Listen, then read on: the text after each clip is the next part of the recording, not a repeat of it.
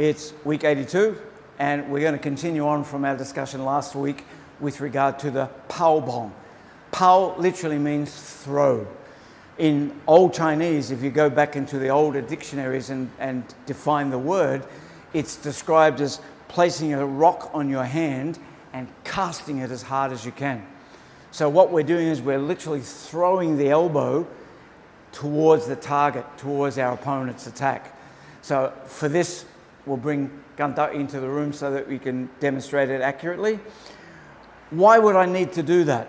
Well, if you go back a couple of episodes when we're in contact, I don't need to do Paau Bong because I already have contact. So if he pushes hard enough, Yi Bong takes care of it. But what if I'm being silly enough to have my hands down while I'm facing my enemy and the punch comes? If I try to do a Pak Sau or a Cham Sau, it's not going to make it. If I try to do a Tan Sau, it's not going to make it. If I try to do anything fancy, it's not going to make it, because my hand has to travel way too far and his punch is traveling only a very short distance compared to my action. But part of my arm, my elbow, is much closer to him than my hand is. So when he throws a punch, Paau Bong will get me there in time to take care of it. I'm not for a moment suggesting you walk up to your opponents with your hands down. That would be pretty dumb.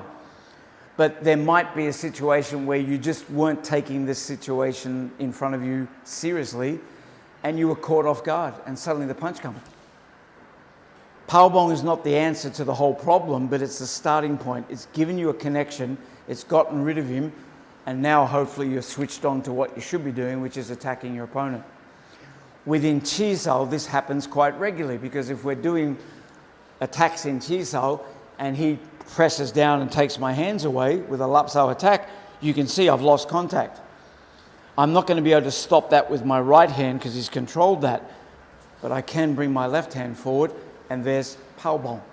It's not as obvious as from down here, but it's still exactly the same action. And with a little pivot, notice the angle that I end up on is the exact same angle that I end up on in the form, facing into this corner. So in fact, we have 3 angles to take into account. I'm stepping and kicking at the wall directly beside me. I'm throwing the bong, the Paau Bong, directly towards the wall in front of me. But my feet, knees, hips, shoulders, chest are all facing the in-between angle, which is approximately 45 degrees. Because that's the angle, if we ask Gunther to come back, that's the very angle that I need to deflect him effectively and be able to launch a counterattack. Turning further than that would put me at risk of getting hit here. Not turning enough, and I'll still have to take the brunt of the force. Within that Paau Bong, there's still an element of Yi Bong, because once I make contact, I don't clash here like a brick against a brick. I shift, so there's still some shifting or Yi happening so that I can get the line. All right, we'll leave it there. Thanks, Gunther, and thank you for watching. We'll see you on the next one. Bye for now.